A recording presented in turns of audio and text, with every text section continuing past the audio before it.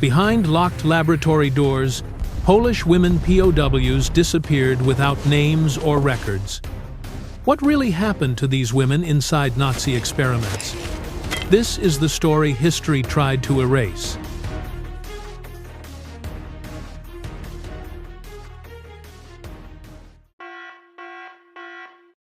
Before dawn, a fragile sleep barely holds when history knocks. The iron door crashes open. No warning, no consent. Anna wakes not from fear, but from being used to it. The corridor is steel cold, swallowing every breath she has left. Subject shows elevated stress markers upon restraint. Noted. Proceed with the scheduled sequence. Here, women are not asked, they are summoned. Anna walks, eyes forward, because looking down now means vanishing. The Empire doesn't need to shout. Silence is weapon enough.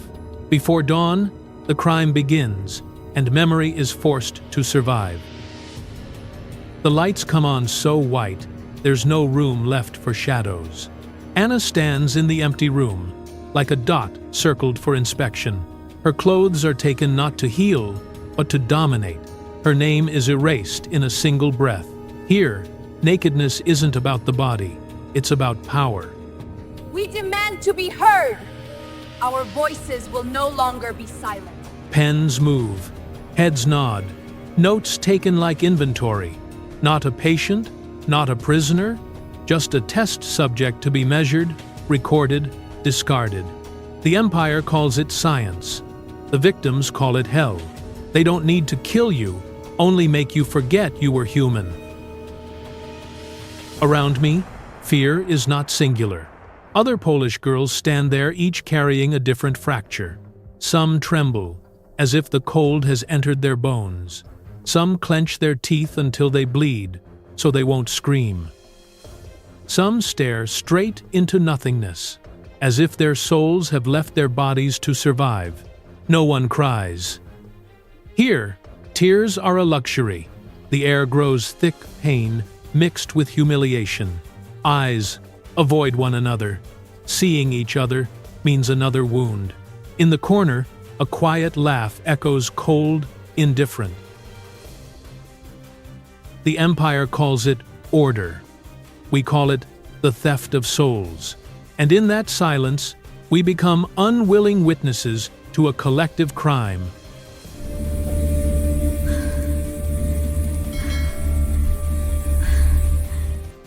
When it ended, no one came to help us. No stretchers, no questions. We were dragged back to the cells like used objects. The iron door slammed shut. Hell returned to its place. The food was thrown in. Not served, not given. Murky liquid, nameless scraps, sour with rot. The Empire called it sustenance. We called it humiliation. I looked at the metal bowl colder than the floor. Then I saw a trembling hand, pushing food to someone else. In a place that taught cruelty, we still learned to share. In the darkness, whispers rose without sound.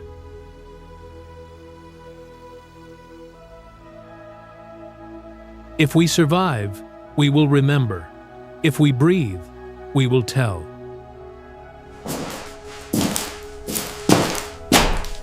This room has no windows, no light, no way out, no clock, no day, no night. Here, time doesn't pass, it's torn apart. The air is thick with cold metal and power. Footsteps enter, carrying the Empire's symbols.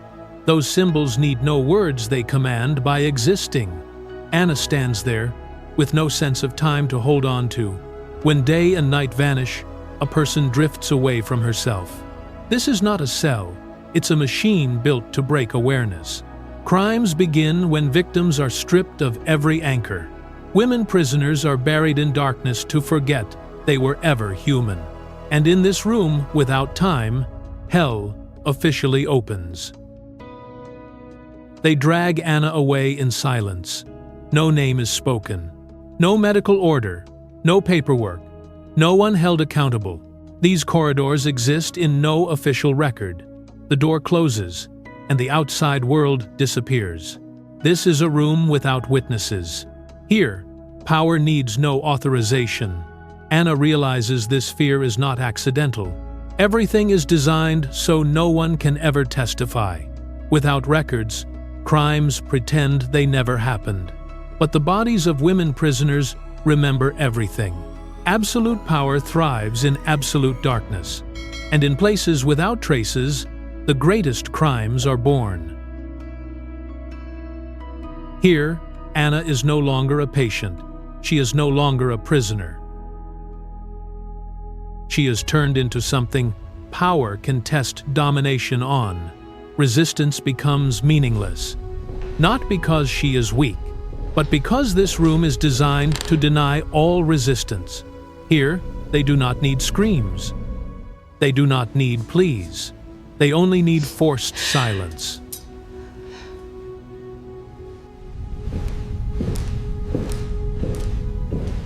Anna understands the true goal of the perpetrators. They are not after pain, they are after collapse. They don't need to kill, they only need to crush the will. And when the will falls, the crime considers itself complete.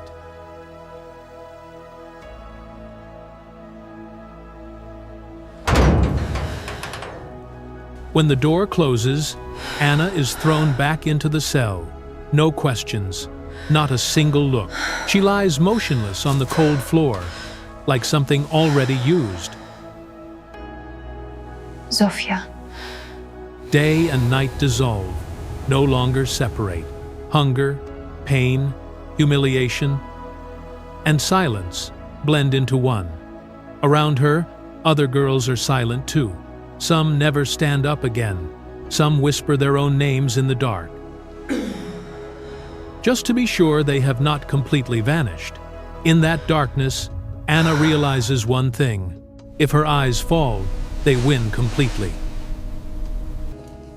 So she holds on to her humanity to live long enough and to tell the truth. In this camp, laughter is the most terrifying sound. They laugh when food bowls are kicked away. They laugh when suffering becomes entertainment. But among them, there is one who never smiles. Anna doesn't notice him because he is kind, but because his eyes always look away. When it's time for rations, he sets the bowl down gently. No kicking, no shouting, no added humiliation. When Anna cannot stand fast enough, he waits. Just a few seconds, but in this hell, waiting is forbidden. Here, cruelty doesn't need a blade to destroy. Only repeated humiliation until people forget they are human. Hey! Some nights, the camp is so silent, you can hear fear breathing. That night, the guard stands by the bars longer than usual. Anna looks up slowly, very slowly. For the first time, their eyes meet. No words, no orders. Just a brief moment, but enough to recognize. Among perpetrators, there are still those who feel shame. A few days later, Anna's name is called again. She believes she won't return.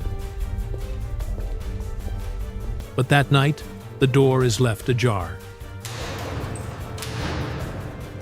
In the shadows, a trembling hand places a clean cloth and a piece of dry bread.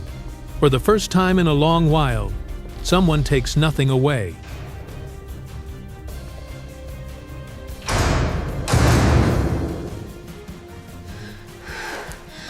The fateful night arrives sooner than Anna expects. The shift whistle sounds a rare beat of time. The guard turns back, slow and heavy. The door is left ajar just wide enough for one person. He does not look at Anna, whispered, "Go, before I lose my courage. I was." Anna steps forward. She does not run. She does not look back. Trembling legs carry fear, doubt, and a fragile thread of hope. Behind her, the door closes.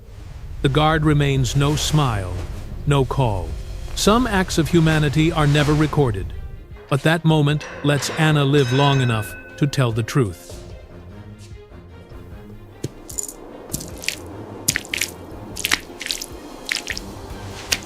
The iron gate opens. No cheers, no relief. Anna stands still. She doesn't run. Freedom is right there.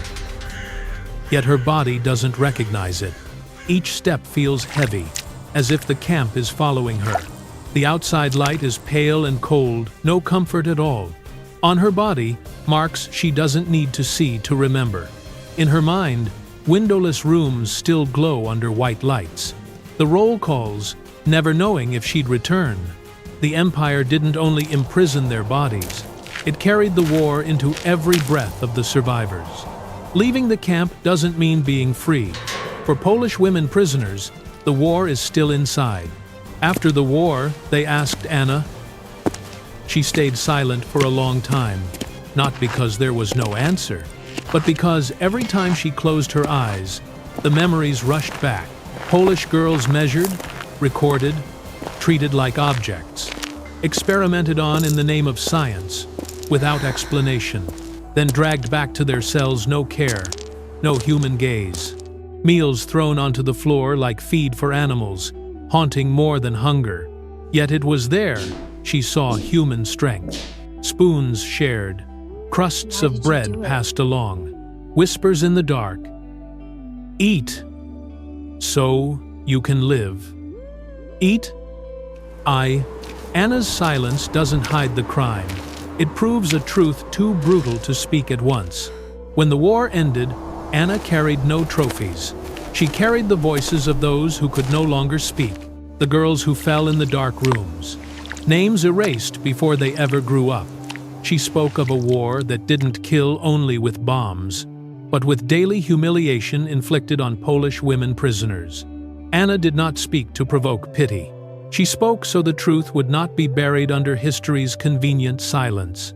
Before the public, her voice trembled, but it never broke, because behind Anna stood thousands of voices that never had the chance. I did not survive to be pitied. I survived so the truth would not die with the perpetrators.